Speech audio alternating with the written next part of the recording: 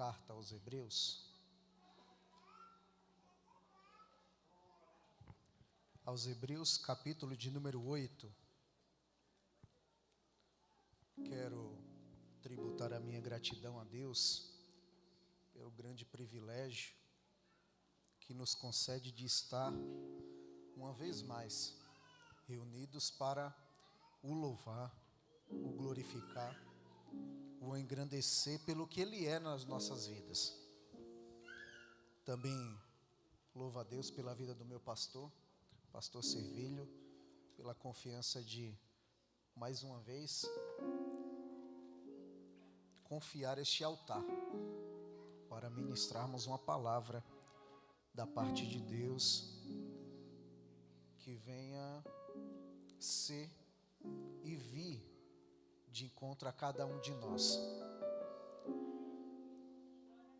Louvo a Deus pela vida dos pastores também, Jaciel, Felisberto, todos os obreiros, presbítero Moisés, que tem dirigido este culto.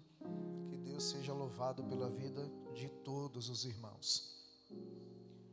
Eu confesso, irmãos, que eu sou pregador de quarta-feira, irmãos. Pastor Servilho, quando me permite de eu pregar quarta-feira, eu sou pregador de quarta. Então os irmãos têm um pouquinho de paciência comigo, mas eu tenho certeza que o que o Senhor há de fazer nas nossas vidas não depende do Igor, não depende de quem lidera o culto, de quem dirige o culto, mas o Senhor fará o que Ele propôs a fazer nas nossas vidas na noite desse dia. Hebreus capítulo 8, a partir do versículo de número 6, leremos 6 versículos, irmãos. Diz assim: mas agora alcançou ele ministério, tanto mais excelente, quanto é mediador de uma melhor aliança, que está confirmada em melhores promessas. Porque se aquela primeira fora irrepreensível, nunca se teria buscado lugar para a segunda. Porque, repreendendo-os, lhes diz: eis que virão dias, diz o Senhor, em que com a casa de Israel e com a casa de Judá estabelecerei uma nova aliança, não segundo a aliança que fiz com seus pais, no dia em que os tomei pela mão, para os tirar da terra do Egito. Como não permaneceram naquela minha aliança, eu para eles não atentei, diz o Senhor. Porque esta é a aliança que depois daqueles dias farei com a casa de Israel, diz o Senhor. Porei as minhas leis no seu entendimento, e em seu coração as escreverei. E eu lhes serei por Deus, e eles me serão por povo. E não ensinará cada um a seu próximo, nem cada um ao seu irmão, dizendo: conhece o Senhor, porque todos me conhecerão, desde o menor deles até o maior. Porque serei misericordioso para com suas iniquidades, e de seus pecados, e de suas prevaricações não me lembrarei mais. E você diga glória a Deus. Irmãos, este livro, ou esta carta, caros irmãos, prefiram falar assim, ele é um livro que não tem escrito o homem que o escreveu. Então não tem o nome do seu autor. Claro que toda a Bíblia, ela é de autoria do Senhor, mas não tem o nome da pessoa que compilou esse livro, que o escreveu. Alguns historiadores, como é o caso de Clemente de Alexandria, por volta de 200 depois de Cristo, ele atribui a Paulo. Mas ele diz que Paulo, ele escreve aos hebreus, e Lucas escreve em grego, ou traduz em grego. Mas essa afirmação, historicamente dizendo, ela é um pouco controvérsia, porque Paulo não escreve aos judeus.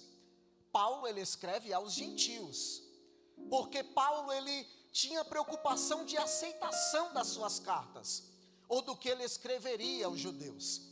Então também um outro homem chamado Orígenes, ele atribui não a Paulo, mas a um seguidor, porque ele acredita que ali tem os ensinos de Paulo, mas não tem a escrita de Paulo. Ou seja, alguém que aprendeu com Paulo escreve esta carta aos hebreus. De certo é, de que o nome não se tem, mas o que é indiscutível é o que significa esta carta. A quem é atribuída esta carta? Isso daí é inquestionável, porque a carta ela foi escrita aos hebreus, mas a intenção dela é de evidenciar e dar crédito a Jesus como o Messias, a Jesus como o Filho de Deus, a Jesus como aquele que fora prometido. A carta ela é escrita aos hebreus, e os hebreus, caso os irmãos não se recordem muito bem, mas os hebreus são os descendentes de Abraão, que vai até o nascimento de Israel, porque a partir daí são as 12 tribos de Israel. Mas os hebreus é a origem de Israel. Então, aquele homem que escreve, ele está escrevendo aos primórdios, àqueles que estavam lá atrás, aqueles que fizeram parte da fundação de Israel. Eles estavam dizendo: Cristo, ele é aquele que fora prometido. Cristo, ele é o Messias. Jesus, ele fora o Messias. Ele foi crucificado, ele pagou um alto preço para que todo aquele que nele crê não pereça, mas tenha vida eterna. A Escritura, esta carta, ela evidencia Jesus como o Senhor. Aí está o primórdio desta carta. Então, só partindo do primórdio, é importante entendermos que nós, como cristãos, não tínhamos direito a recebermos esta carta e nem as promessas que ela é constituída. Por quê? Porque era os hebreus, eram os descendentes de Abraão. Então esta carta não tinha valia para nós, mas Paulo escreve aos Efésios, no capítulo 2, no versículo 3, dizendo: mas agora em Cristo Jesus, vós que antes estáveis longe, já pelo sangue de Cristo chegaste perto. O que Paulo estava dizendo? Vocês não tinham privilégios, a carta não iria alcançar, as promessas não estariam sobre vocês, mas graças ao sangue de Jesus, não é só judeus, não é só hebreus, não é só israelitas, mas todos que acreditam em Jesus, um dia iremos cantar, um dia estaremos com Ele, um dia estaremos no lugar que Ele preparou aos seus, graças ao sangue de Cristo na cruz do Calvário. Nós fomos enxertados, nós fomos colocados nessa carta por causa de Jesus. Irmãos, eu sempre digo e não vou cansar de dizer, nós não estamos por méritos humanos aqui, nós estamos justamente pelas nossas deficiências. Então não se julgue melhor do que outro, não ache que porque um está de terno, um prega, um canta, é melhor do que outro, porque você não é melhor, você é igual a todos, nós somos iguais. O sangue de Cristo na cruz do Calvário nos tornou iguais ao que? Nós somos filhos, nós somos servos, nós somos amigos de Cristo quando seguimos os seus mandamentos. E o escritor a esta carta, nos versículos que eu li, ele deixa algumas informações valiosíssimas. Se você nunca leu este livro aos Hebreus, leia, que você vai ver a riqueza de promessas que tem neste livro. E no versículo 6, que por hora eu li, ali está apresentando Cristo como o mediador de uma nova aliança, que esta foi confirmada em melhores promessas, que ela é uma dispensação clara e uma descoberta dos pecadores para a santa luz e liberdade para as suas almas. Este versículo, ele é um convite. Ele é um convite a você olhar, buscar entender quem é o mediador desta aliança. Porque o evangelho, ele tem sido deturpado. O evangelho, ele tem sido desviado da sua premissa. Porque o evangelho, a sua premissa é remissão de pecado. A premissa do evangelho não é casa. A premissa do evangelho não é porta aberta. A premissa do evangelho não é carro 0 quilômetro. A premissa do evangelho é remissão de pecado. A premissa do evangelho é caráter devolvido ao ser humano. A premissa do evangelho é uma nova ligação com o Pai. A premissa do evangelho, ela não é bens fúteis. A premissa do evangelho, ela é muito maior do que nós entendemos, do que nós possamos compreender, que é a ligação direta com o Pai. O evangelho tem sido deturpado, e é nas nossas igrejas. O evangelho de Cristo tem sido maquiado, porque tem pessoas que pensam que a palavra dura afasta a ovelha. A palavra dura, ela traz a ovelha para perto do pastor. Porque palavra de Deus, a Bíblia, que não me confronta, não é palavra de Deus.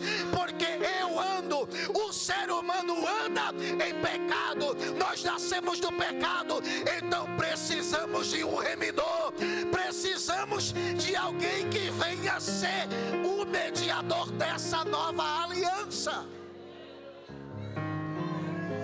Da carraçurimitaras.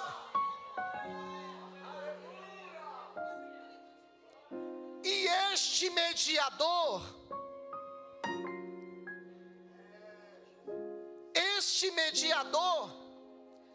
é o Senhor Jesus.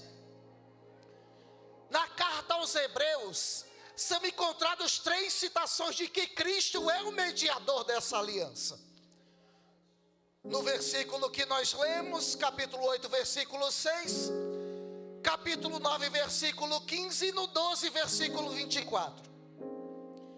No dicionário da língua portuguesa, entre as traduções para mediador, existe uma que se aplica perfeitamente a nós como cristãos.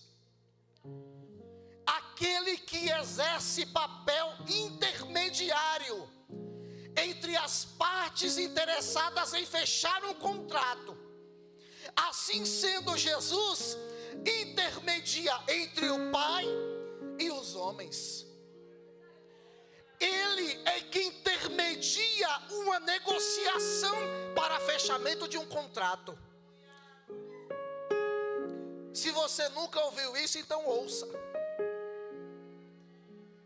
Porque Jesus, ele vem para a terra porque o Pai sempre quis o ser humano perto.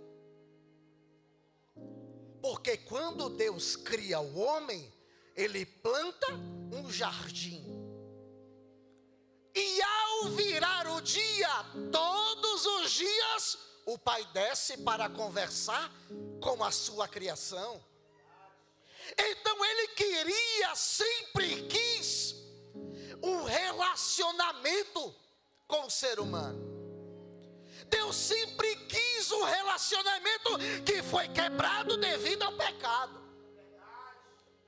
E após isso, sempre foi procurado meios de reconectar o homem com Deus. De que forma?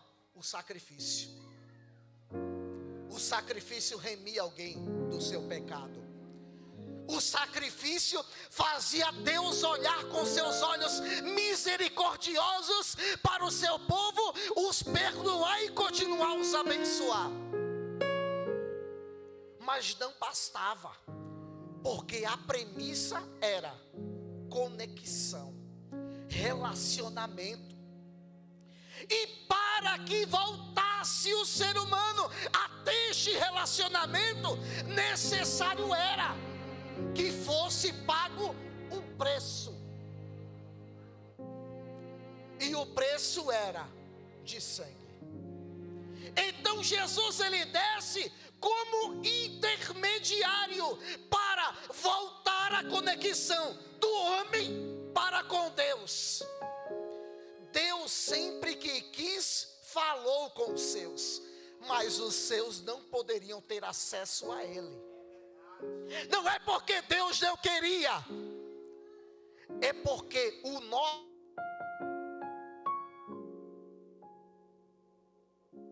o nosso pecado, eu que desliguei. Acho que está acabando a bateria aqui.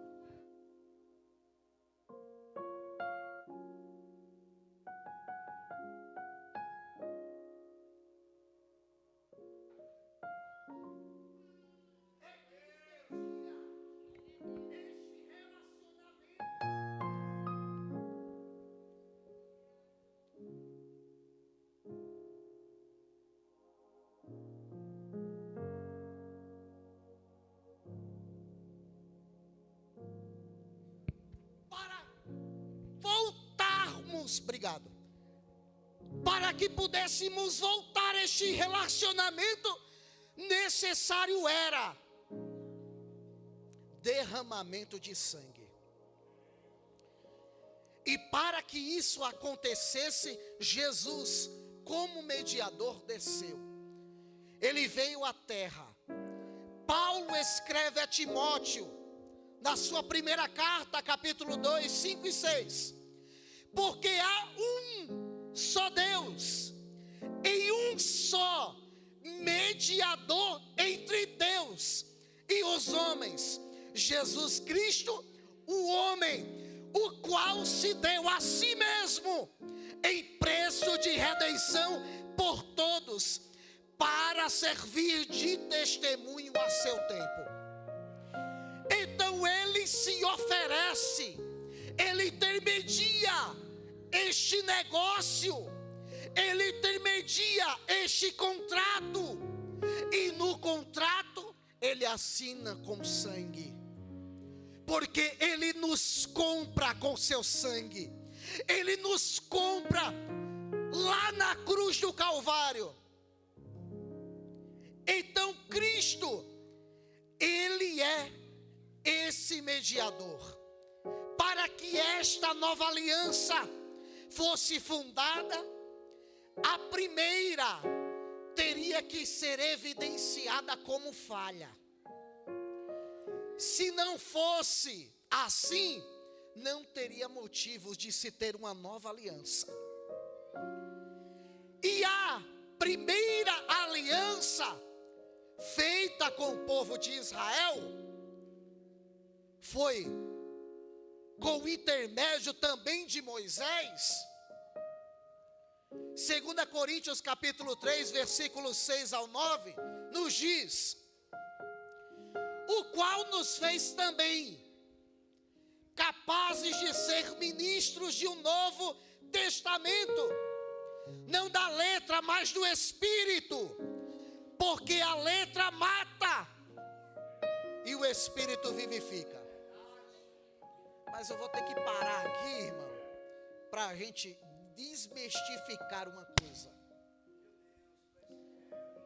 Tem uns camarada por aí que pega esse versículo totalmente fora do texto, contexto e nada, irmão.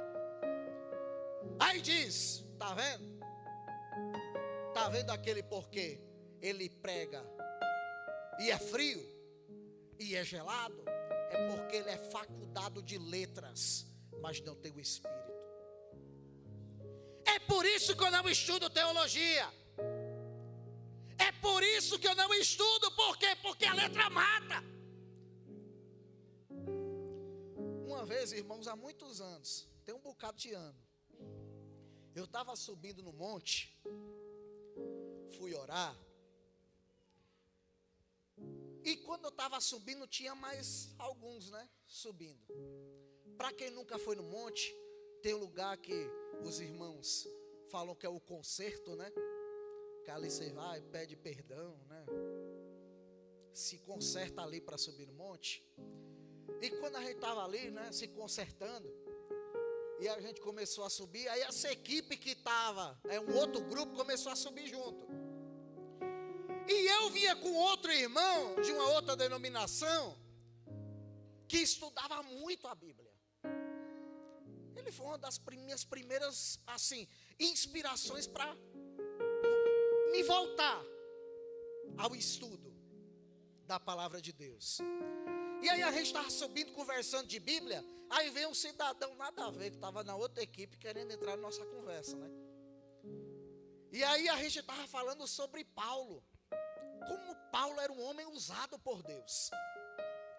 E aí, esse camarada chegou e disse, pois é, mas Paulo não sabia pregar. Paulo não prestava para pregar. Eu falei, quê? Paulo não sabia pregar? Claro, você não viu lá, quando ele está pregando lá, Eutico fica até com sono e dorme na mensagem dele. Que mensagem gelada. Aí eu falei, pois é, que mensagem gelada. Ele sozinho evangelizou quase toda a Ásia. Quantas igrejas foram fundadas? Aí eles atribuem a este versículo.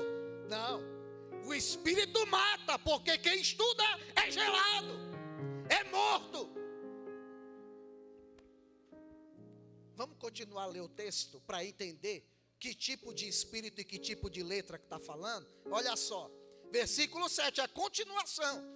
E se o ministério da morte gravado em pedras veio em glória, de maneira que os filhos de Israel não podiam ter os olhos na face de Moisés, por causa da glória do seu rosto, a qual era transitório. Você percebe que tipo de letra que é? A letra que estava nas pedras. Você sabe que tipo de letra que matava? Os mandamentos. Porque a lei era rígida, não tinha brecha. Fez o que a lei está falando para não fazer, é morte. Versículo 8. Como não será de maior glória o ministério do Espírito? Ou seja, estava falando de letra e estava falando de Espírito, o tempo da lei para letra e o tempo da graça para Espírito. Não tem nada a ver com estudo sistemático. Não tem nada a ver uma coisa com outra. Tem grandes mestres que também são grandes homens usadíssimos por Deus.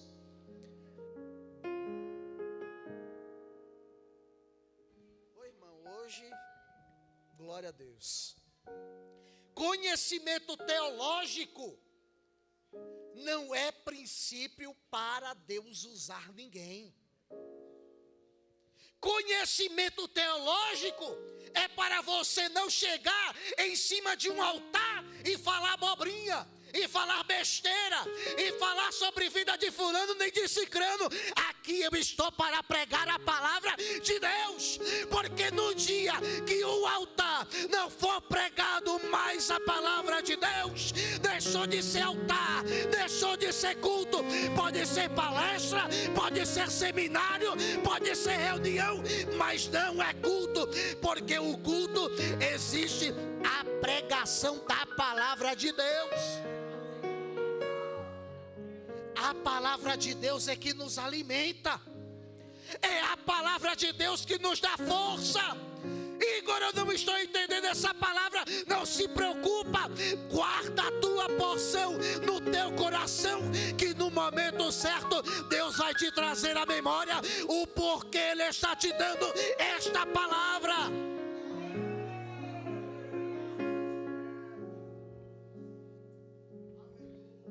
Já caminho para o final.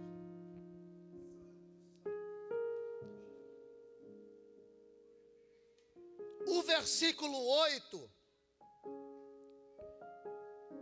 fala sobre dias que virão, diz o Senhor, em que com a casa de Israel e a casa de Judá estabelecerei uma nova aliança. Olha só que interessante. Porque os hebreus foram os povos originários para a casa de Israel e de Judá. Mas agora o escritor foca para a sua posteridade, os seus filhos. Eu estava conversando essa semana com a minha esposa e com a minha filha. Filho de crente não é crente.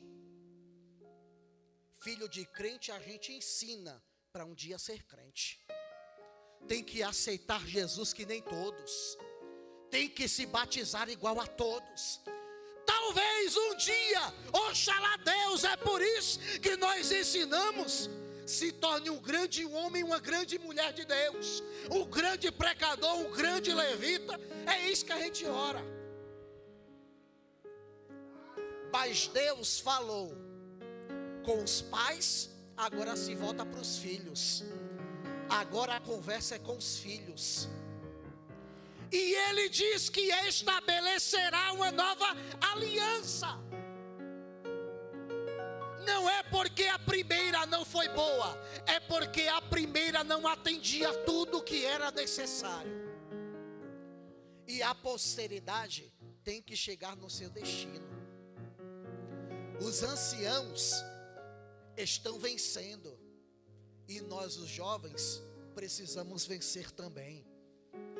E nós só vencemos quando o Senhor nos propõe alianças.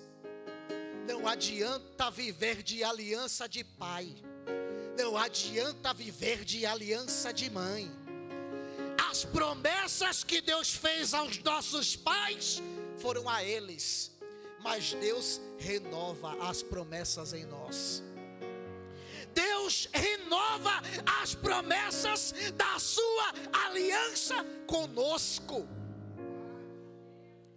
É necessário, porque se não houver esta renovação, a gente perde o foco. A gente perde o foco. Sabe por quê? Os pais viram no deserto o Senhor fazer grandes milagres, mas os filhos tiveram que contemplar os milagres em uma terra estranha que Deus havia prometido. Os pais morreram no deserto, lá ficaram, porque não acreditaram no que Deus havia prometido, que se estenderia para os filhos. Então lá foi o fim para eles. Mas na terra que Deus havia prometido, foi o início de uma nova história para os filhos. Deus, Ele renova a nossa aliança com Ele constantemente, para que não venhamos perder o foco. Deus, Ele renova a sua aliança conosco, para que não venhamos perder o foco da salvação. Porque em vão é a gente lutar uma vida. Em vão é estar aqui dentro, querendo estar lá fora. É em vão estarmos aqui, que nem Judas estava reunido para celebrar a Santa Ceia, mas ir embora para atrair o Mestre. É por isso que o Senhor renova a sua aliança conosco, para que não venhamos nos perder, mas permaneçamos com Ele. É por isso que Deus renova a aliança. É por isso que Deus renova as nossas forças. É por isso que Deus nos sustenta todos os dias. Porque sem Ele não estaríamos aqui. Sem Ele não chegaríamos onde nós chegamos e nem onde nós chegaremos. Porque Ele tem prometido a cada um de nós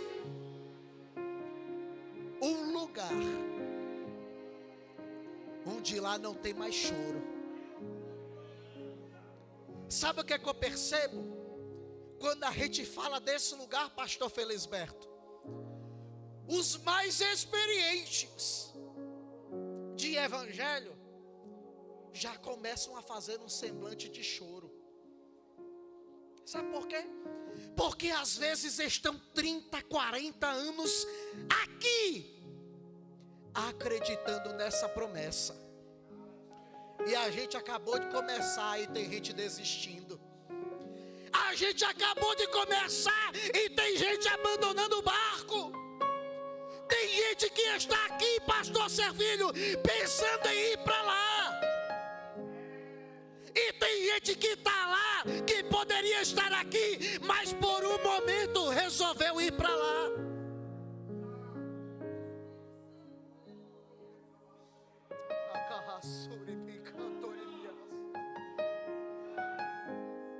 A gente tem que voltar a desejar salvação. A gente tem que parar de olhar para as coisas fúteis. Porque o culto é uma bênção aqui, mas ele não vai acabar aqui. Um dia lá a gente vai estar santo, santo, santo, adorando a Deus. O culto não acaba aqui, mas aqui é uma projeção do que vai ter lá.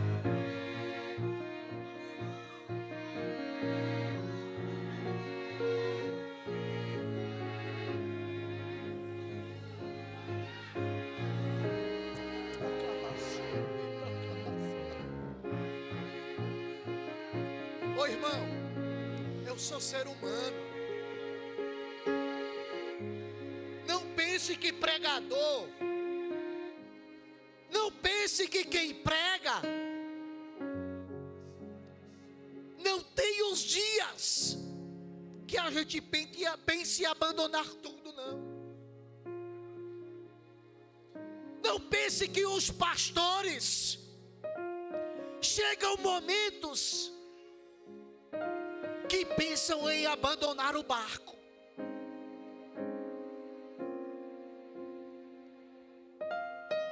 Tem dias tristes para nós também, irmãos. Eu sempre digo que a régua do pregador é a mensagem que ele prega. Porque eu prego aqui agora.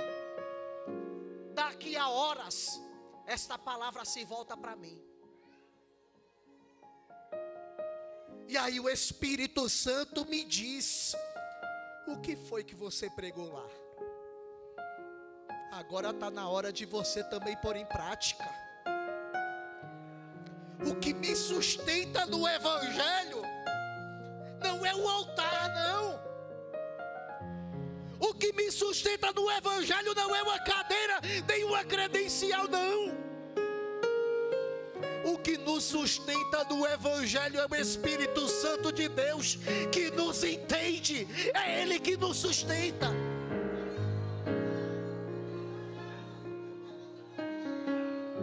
Tem dia mal para todo mundo, mas quando chegar o dia mal, se lembre que que Deus te fez uma aliança. Deus te colocou em uma nova aliança. E não é aliança de morte, é aliança de perdão, é aliança de remissão de pecado, é aliança que nos dá força para caminhar. Ele nos colocou em uma nova aliança. E eu termino a mensagem. Eu queria falar sobre a nova arca, porque até agora eu só falei da nova aliança. Mas eu não vou ter tempo e eu vou obedecer o meu pastor. Mas a nova aliança que Deus tem nos proposto, Ele propõe escrever agora a sua lei, os seus estatutos, não mais aqui, não mais em pedras, mas no nosso coração. Jesus, Ele nos propõe escrever a sua lei nos nossos corações. Sabe por quê? Porque Ele sabe o que o nosso coração produz. No livro do Gênesis, capítulo 6, versículo 5, diz o que o nosso coração produz. Sabe o que é que diz? Eu vou ler, eu sei que o Valmir é ligeiro, vai colocar, mas eu vou ler aqui. E viu o Senhor que a maldade do homem se multiplicara sobre a terra, e que toda a imaginação dos pensamentos do seu coração era só má. Sabe o que o nosso coração produz? Coisas más. Sabe por quê? Porque nós nascemos no pecado. O nosso coração só produz. É a Bíblia, irmão, que está dizendo. Dá para contrapor a Bíblia? Dá para contradizer a Bíblia? Produz pensamentos e coisas más. Não adianta purificar outra coisa, pastor Jaciel. Tem que purificar o coração. Jesus, Ele sabe aonde está a dor. E aí Ele diz: já que o coração é onde maquina o mal, eu vou colocar a minha lei nele. E quando o coração do ser humano pensar, projetar algo mal, a lei de Deus que está em nosso coração vai dizer não. A lei de Deus que está em nosso coração vai dizer: não faça, não faça.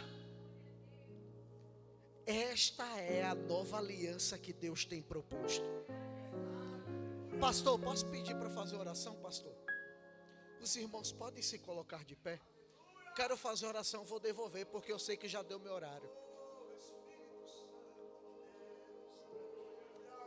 Mas eu não quero orar sozinho, irmão.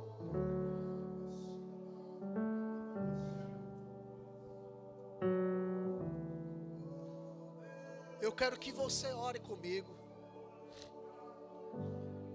Mas eu não quero que você ore pedindo qualquer outra coisa, não. Ora pedindo um novo coração para Deus. Ora pedindo que as leis de Deus estejam no seu coração. Porque se elas estiverem no seu coração, você não vai mais pecar contra Deus. Se porventura o teu coração maquinar o pecado, as leis de Deus do teu coração vai te dar forças para você suportar.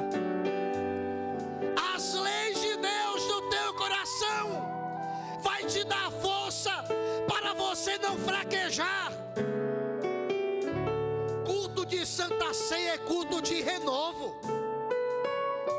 É culto para Deus renovar as nossas forças. E não é a força física, é a força espiritual. Eu sei o que Deus propôs a mim.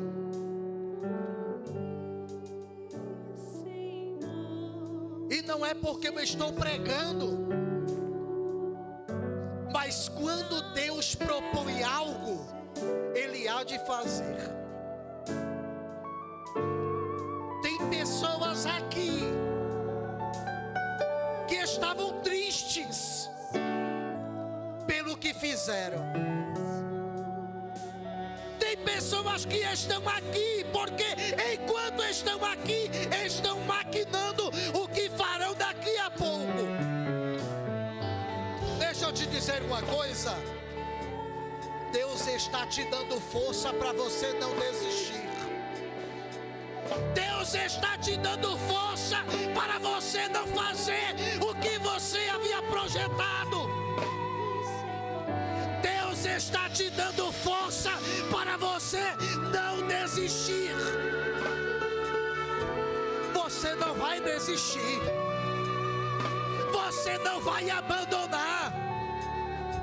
Você não vai largar o barco. Você não vai voltar de onde você veio. Deus vai te dar força para você suportar. Deus vai te dar força para você continuar esta caminhada. Na carraçaia dormicada. Tem pessoas que estão sendo tocadas pelo Espírito Santo de Deus. Deus está te dando força. Deus vai continuar o projeto da tua vida.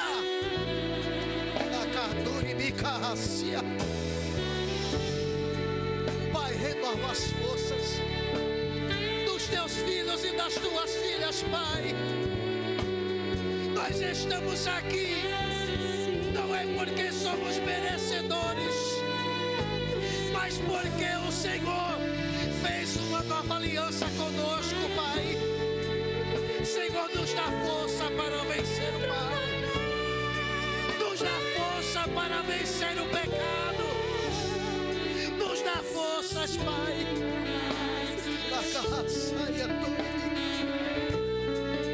Sem ti não conseguiremos, Pai.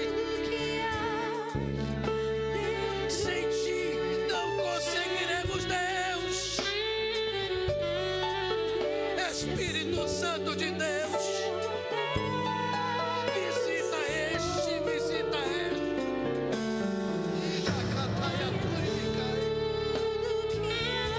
Ajuda este, Pai.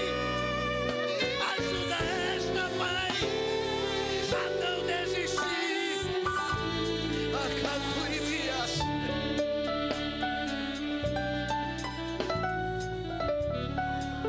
Glória a Deus.